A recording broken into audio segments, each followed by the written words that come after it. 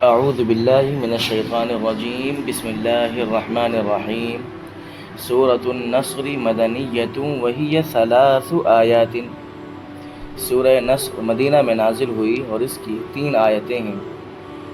اذا جاء نصر اللہ والفتح، اذا جاء نصر اللہ والفتح، جب پہنچ چکی مدد اللہ کی، والفتح اور فتح، ورأیت الناس یدخلون فی دین اللہ افواجا، اور تم دیکھو یدخلون کے داخل ہوتے فی دین اللہ، اللہ کے دین میں، افواجا فوج در فوج یا غول کے غول، دونوں معنی ایک ہی ہے۔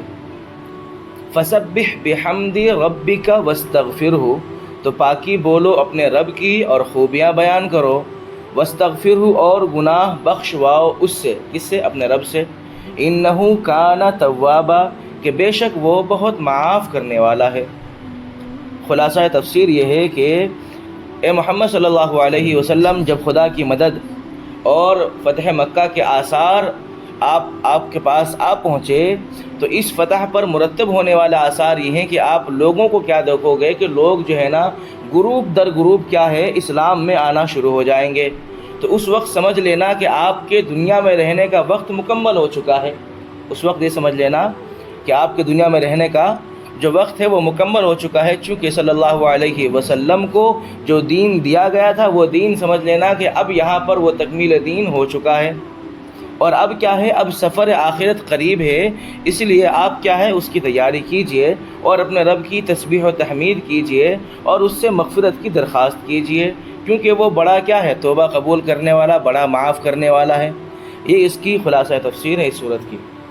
معارف و مسائل کیا ہے کہ یہ صورت کیا ہے، باجماع مدنی ہے، اور اس کا ایک نام کیا ہے، سورۃ التودیع بھی ہے۔ تودیع کے معنی کیا ہوتے ہیں؟ کسی کو رخصت کرنے کے۔ اس صورت میں چونکہ رسول اللہ صلی اللہ علیہ وسلم کی وفات قریب ہونے کی طرف اشارہ ہے، اس لیے اس کو کیا ہے، سورۃ التودیع بھی کہتے ہیں۔ قرآن مجید کی آخری صورت اور آخری آیات۔ صحیح مسلم میں حضرت ابن عباس رضی اللہ تعالی عنہ سے منقول ہے کہ سورہ نصر قرآن کی سب سے آخری صورت ہے، آیات نہیں بلکہ سب سے آخری صورت ہے۔ مطلب یہ کہ اس کے بعد کوئی مکمل صورت نازل نہیں ہوئی۔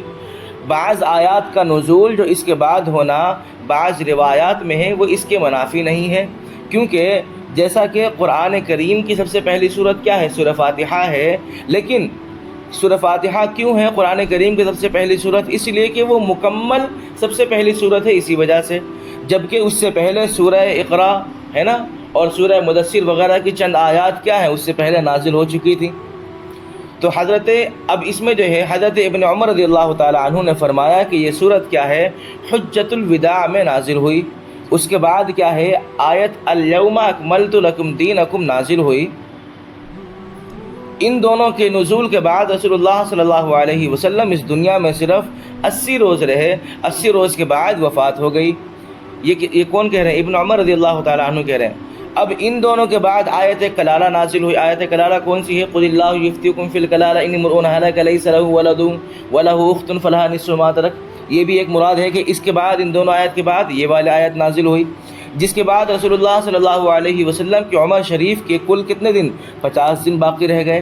اس کے بعد آیت کیا ہے، لقد جاءکم رسول من انفسکم عزیز علیہ ما عنتم، مکمل آیت نازل ہوئی، جس کے بعد حضور صلی اللہ علیہ وسلم کی عمر کیا ہے، 35 روز باقی تھے۔ اس کے بعد پھر کون سی آیت نازل ہوئی؟ اتقوا یوما ترجعون فیہ الی اللہ نازل ہوئی، جس کے بعد 21 روز باقی رہے۔ اور مقاتل رحمۃ اللہ علیہ کی روایت میں کیا ہے کہ اس آیت کے بعد یعنی اتقوا یوما ترجعون فیہ الی اللہ کی جو آیت ہے اس کے نازل ہونے کے بعد صرف 7 روز کے بعد اللہ کے نبی صلی اللہ علیہ وسلم کی وفات ہو گئی۔ اس پر سب کا اتفاق ہے کہ اس آیت یعنی اذا جاء نصر اللہ والفتح میں فتح سے مراد کیا ہے؟ فتح مکہ مراد ہے، اور اس میں اختلاف ہے کیونکہ یہ صورت فتح مکہ سے پہلے نازل ہوئی یا بعد میں۔ لفظ اذا جاء سے بظاہر قبل فتح نازل ہونا معلوم ہوتا ہے، کیونکہ لفظ اذا جاء جو یہاں پر آیا ہے اس کی وجہ سے کیا معلوم ہو رہا ہے کہ نہیں یہ چیز کس سے؟ فتح مکہ سے پہلے یہ صورت نازل ہوئی ہے۔ اور روح المعانی اور بحر محیط سے ایک روایت بھی اس کے موافق نقل کی ہے، جس میں اس سورت کا نزول غزوہ خیبر سے لوٹنے کے وقت بیان کیا گیا، اور خیبر کی فتح مکہ سے مقدم ہونا معلوم و معروف ہے، ٹھیک ہے۔ اور روح المعانی میں بسند عبد ابن حمید حضرت قتادہ کا یہ قول منقول کیا ہے کہ حضرت صلی اللہ علیہ وسلم اس سورت کے نزول کے بعد 2 سال زندہ رہے۔ اس کا حاصل بھی یہی ہے، اس کا نزول فتح کیا ہے کہ فتح مکہ سے پہلے ہوا، یعنی کہ فتح مکہ سے پہلے یہ سورت نازل ہوئی ہے، کیونکہ فتح مکہ سے وفات کیا ہے 2 سال سے کم مدت میں ہے، یعنی فتح مکہ جو ہے رمضان 8 ہجری میں ہوا، اور وفات کیا ہے ربیع الاول سن 10 ہجری میں۔ اور جن روایات میں اس کا نزول کیا ہے فتح مکہ یا حجۃ الوداع، جو ابھی اوپر آیا ہے اس کے متعلق کہ ابن عمر نے راوی کیا ہے کہ یہ صورت کیا ہے حجۃ الوداع میں نازل ہوئی، تو جن لوگوں کا یہ ہے اس میں کیا نازل ہونا بیان کیا گیا ہے، ان کا مطلب یہ ہو سکتا ہے کہ اس موقع پر رسول اللہ صلی اللہ علیہ وسلم نے یہ صورت پڑھی ہو، جس سے لوگوں کے دلوں میں یہ خیال ہوا ہو کہ یہ صورت ابھی نازل ہوئی ہے، یہ صورت ابھی نازل ہوئی ہے، اسی وجہ سے انہوں نے کیا کہا کہ یہ صورت کیا ہے حجۃ الوداع کے موقع پر نازل ہوئی ہے، ٹھیک ہے۔ اب اس کی مزید تحقیق کیا ہے بیان القرآن میں مذکور ہے۔ متعدد احادیث مرفوعہ اور آثار صحابہ میں ہیں کہ اس صورت میں رسول اللہ صلی اللہ علیہ وسلم کی وفات کا وقت قریب آ جانے کی طرف اشارہ ہے کہ اب آپ کی بعثت اور دنیا میں قیام کا کام پورا ہو گیا، یعنی جو رسالت نبوت آپ کو دے کر بھیجا گیا تھا وہ کام آپ کا مکمل ہو گیا۔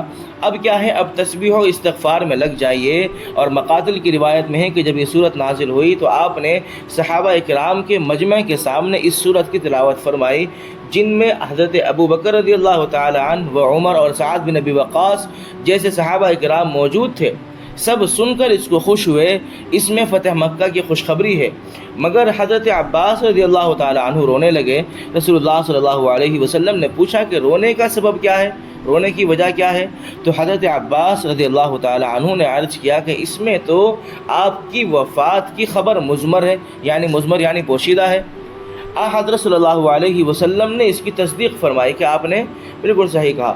صحیح بخاری میں حضرت ابن عباس رضی اللہ تعالی عنہ سے یہی مضمون روایت کیا ہے، کون سی جو ہم نے پیچھے ابھی پڑھا ہے، اور اس میں بھی جب اس کو حضرت عمر رضی اللہ تعالی عنہ نے سنا تو فرمایا کہ اس صورت کے مفہوم میں بھی یہی سمجھتا ہوں کہ آپ صلی اللہ علیہ وسلم کی وفات کی خبر کیا ہے، اس صورت کے اندر پوشیدہ ہے۔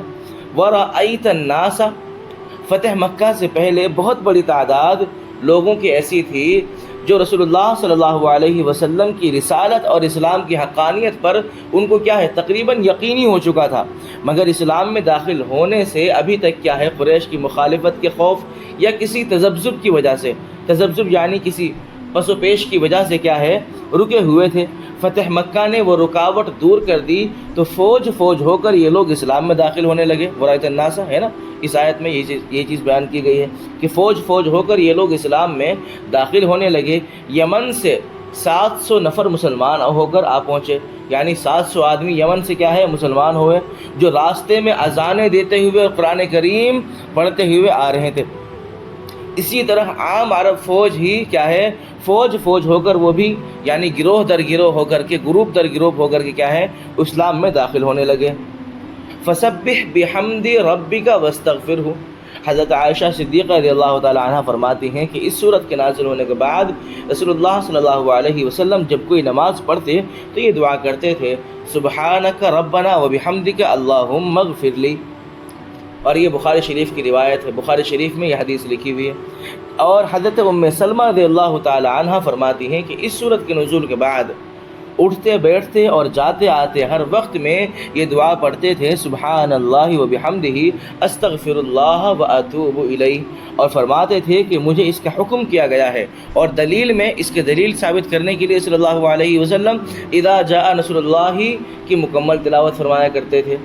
اور حضرت ابو ہریرہ رضی اللہ تعالی عنہ فرماتے ہیں کہ اس صورت کے نزول کے بعد رسول اللہ صلی اللہ علیہ وسلم نے عبادت میں بڑا مجاہدہ فرمایا، یہاں تک کہ آپ صلی اللہ علیہ وسلم کے پاؤں ورم کر گئے، یعنی اس قدر عبادت میں اللہ کے نبی صلی اللہ علیہ وسلم مشغول ہو گئے کہ ان کے پاؤں ورم کر جایا کرتے تھے۔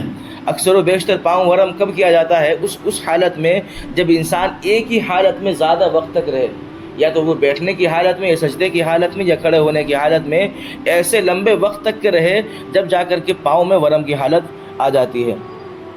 تو یہ صلی اللہ علیہ وسلم کی متعلق بات ہے کہ جب صلی اللہ علیہ وسلم کو اس چیز کا علم ہوا کہ میری موت قریب ہے اور میرا اس دنیا سے رخصت ہو جانے کا وقت قریب ہے، تو صلی اللہ علیہ وسلم اس طریقے سے عبادت میں مجاہدہ فرمایا کرتے تھے۔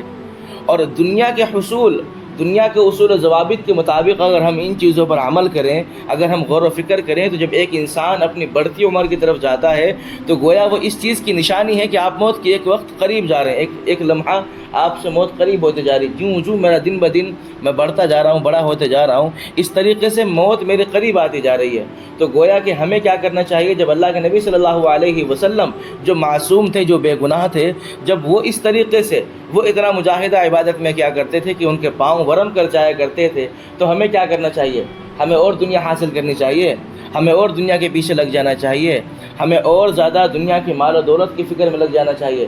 تاکہ کیوں؟ اس لیے کہ تاکہ ہمارے پاس وقت کم ہے، جتنا زیادہ ہو سکے ہم اس دنیا کے اندر مال جمع کر جائیں اور اپنے لیے عذاب آخرت تیار کر جائیں، چونکہ ہم لوگ تو کرتے ہیں یہی عام طور سے، عذاب آخرت تیار کر جائیں۔ ثواب کا کام تو ہم لوگوں سے ہو نہیں پاتا ہے۔